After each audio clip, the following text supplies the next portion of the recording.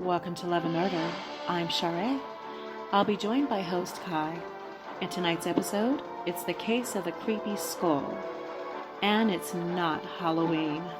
An obsessed husband vows to keep his wife right by his side, even in death. Don't miss this murder mystery. It's Love and Murder.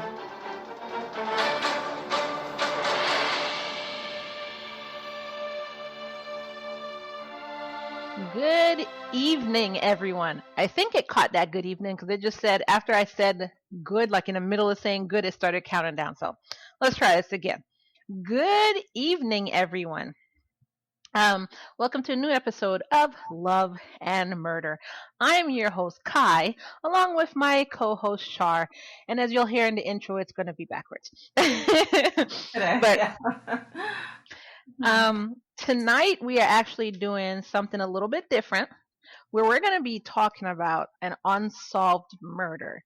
So, I don't know if y'all remember that or even realize that Unsolved Murders started on Netflix. And remember, it was back in the day. What was that, like the 80s and 90s? The 80s all the way through the 90s. Mm-hmm. Yeah, and it restarted it again on Netflix, actually, and it became really popular. It is really popular on Netflix.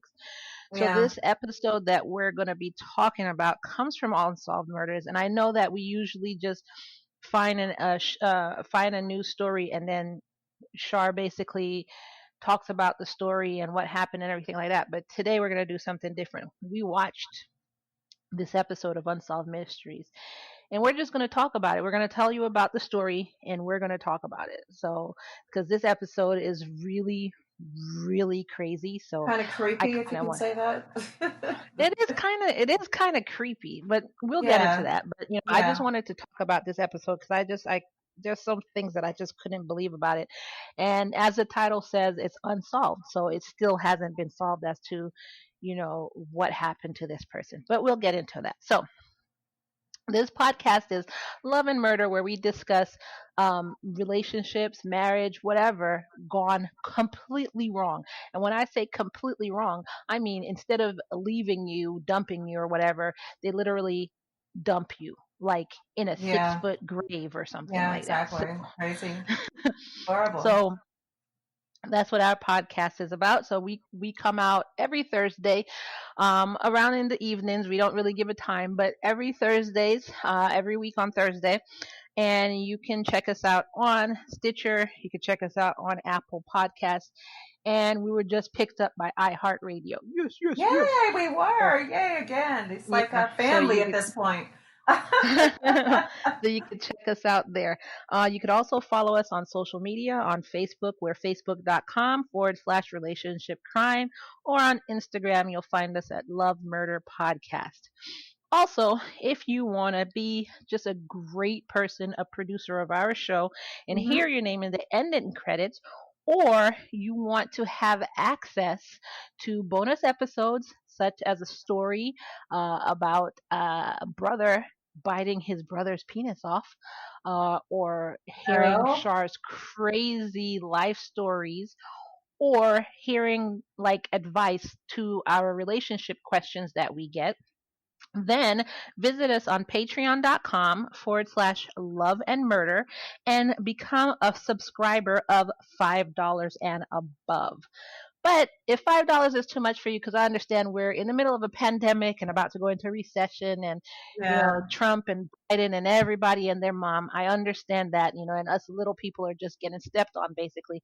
So if $5 is too much for you, but you still want to support us and make sure Char has AC in the desert that she's in, and make sure that I'm able to I'm able to keep up with all of the equipment that we need for producing our shows and everything like that, then you can donate whatever you want, $1, 50 cents, just whatever you want, and we'll be happy with everything, with anything.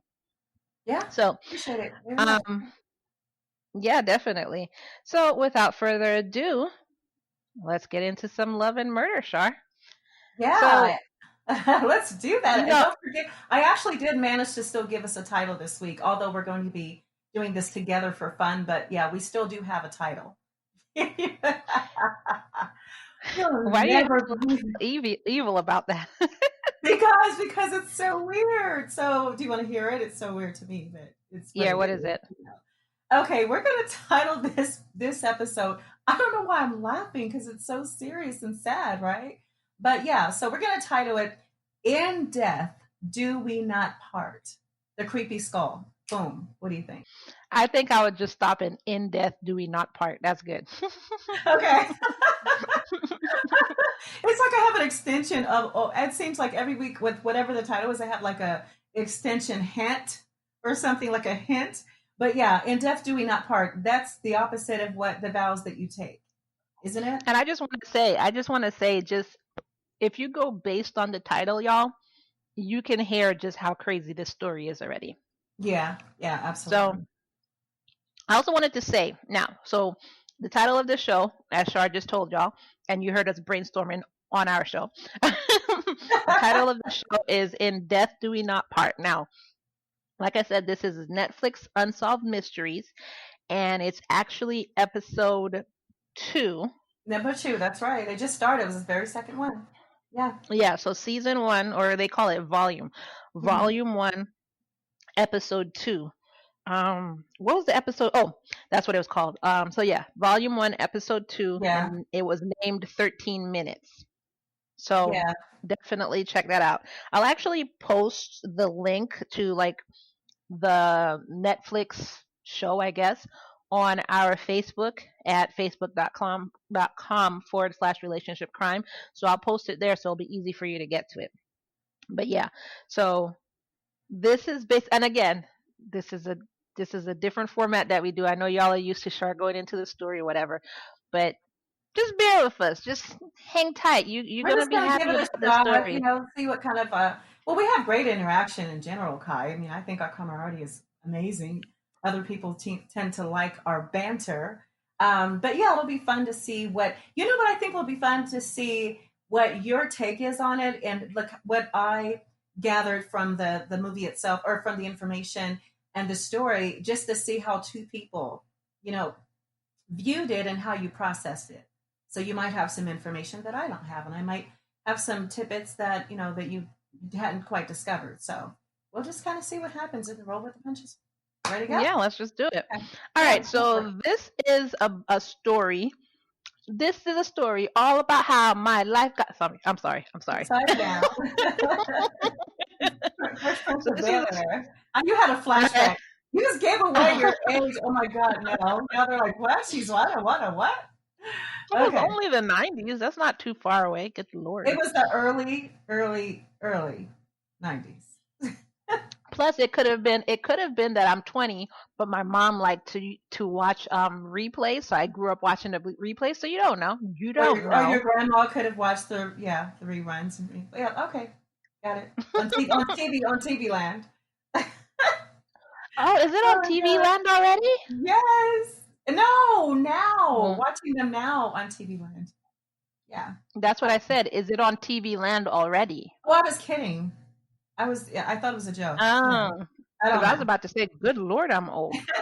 No, All it was a right. joke. Okay, go ahead. Okay, so this is a story of 3 people: Patrice, her son Pistol, and I guess it would be like her second husband, Rob Enders. Actually, her first cousin. Oh, that was her first husband? Okay, sorry. Yeah. So her first Hmm. husband, but Pistol is not his. She had that from a previous relationship. Right. So Correct. Patrice Enders, she met this guy, Rob. He was so nice. Like I said, she already had her son Pistol. He was like 8. 8 or 9 when they met, Mhm. when she met Rob. Yeah. So, he was so nice. He wined and dined her and just like made her feel like a princess and everything like that. And she was just like, she just found the right one. I guess, after her ex, which is her son's husband, not saying he's a bad guy, but they just didn't get along, which is why they didn't stay together. But after being with her ex, she felt like Rob was like the light of her life, and she's just so happy that he came into her life and everything like that. Is that what you got from it? Yes, but there's just one itsy bitsy little tidbit that you might find to be intriguing. The Go ahead. fact that, okay, so the fact that Rob is 20 years her senior and her ex, which is Pistol's dad, was 25 years her senior, meaning that they're both much older than Patrice. That just tells me that she She particularly is likes a, older guys. yeah, either she's attracted to them or either she wants not the affection, wants the security. It's one or the other. So yeah, that's just a little something. Yeah. I mean, it could be more, like some women just feel like older guys are more mature Hmm. and like not into the games that younger guys are into and stuff like that. Or she might have felt Probably true. herself that she might have felt herself that she was very mature and she just couldn't find somebody who was on her level. Like Right. she I may be agree. like talking about politics or watching the news at night, but younger guys are like, I want to watch the game or play Xbox or something like Yeah, that. I was gonna say, or play a game. Exactly. I want to play my Yeah, game. so it could have Yeah. been that her hobbies just aligned with an older type of guy. So it could have Hmm. been that. Right. I agree. So yeah. So anyway, so she met Rob. He was a prince. Knight in shining armor came to save her or whatever. And so, he got down on one knee one day and was like, Patrice, you're the light of my life. I love you so much. Would you do me the honor of being my wife? And she, oh my God, yes, yes. Oh, this is so amazing. Pistol will finally have a father that he deserves. And, yes, let's do it. So they got married. And then, like, as soon as they got married, it was like night and day. Right. That's what He, Pistol said, right? Within less than a year, yeah, is this yeah. or about 12 months or less? It didn't Or last very less, long. yeah. He started just acting Sure. completely different, like Yeah. completely different. Like he would like pass by Pistol and tell him snide remarks and like make him Hmm. feel less than and you know Hmm. as a 9-year old boy, a stepfather's telling the boy like all these crazy stuff, like, you never end up to being anything. You're not. You're no good. I don't want you here, and you know, Just and like Pistol and his belittling him, really. Just like, you don't really exist. But Kai, did you find out why though? Because there's a reason why he was treating him that way. Not that it's okay. I'm just saying there was a reason why Rob came into this picture with an attitude, like a chip on his shoulder, in which he Okay, knew. well, I want to hear what your reason is. Go ahead. Okay, my reason is, and this is actually based on their facts, is that from the very beginning, Rob kind of faked like her son. From the very beginning, he was possessive and he knew that he did not want to share his affection or hers. Okay, he didn't want her sharing her affection to her son, or he didn't want her giving that extra love and affection to her son. And he didn't feel there was enough room for her to love her son and to love him. So Rob felt extremely jealous and inferior to this little boy. So he had already had it out for her in the beginning. But one other thing that I don't know if you're aware of this part, Kai, this is kind of interesting too. Do you know that Patrice, God bless her, it's a small town. There probably wasn't a lot of work when she was younger. She had dreams of having a salon, like an actual hair cutting beauty salon. She cut hair and did tans and all that. But before that, she was a stripper in a local bar. That's where she met her. Oh, Yes, that's a little tidbit. She met Pistol's father there as a client, and then years later, she met Rob, and she said, "You know what? I don't want to do this anymore." But he was also one of the patrons, and so we don't know if she started her salon, in which unfortunately that's where she was, missing from. But we don't know if she started her beauty shop, from the money that maybe Rob is a sugar daddy type. We don't know that, or did she save money from being an exotic dancer for years? So just kind of add that along with, you know, wow. I your did not sandwich. realize that she was an exotic dancer, and that's where Yeah, she met both of them. both of them. But she had made a vow though that she was going to stop. When she met Rob, she just wanted to stop. I mean, hello, you're my client. He probably said stop, right? He probably said, I "Oh, you're going to mean, be my wife." if he was already portraying that the reason he didn't like her son, which I have some stuff to say about that, is Okay. because he was possessive, then of course he's the one who told her to stop dancing. Oh, you're right, It's because there's guys every day with the oogling in the face of the boobies. But you know what, Kai? Do you remember when I had mentioned this in one of our first shows with Love and Murder that men often say within so many, what is it, like 30 seconds,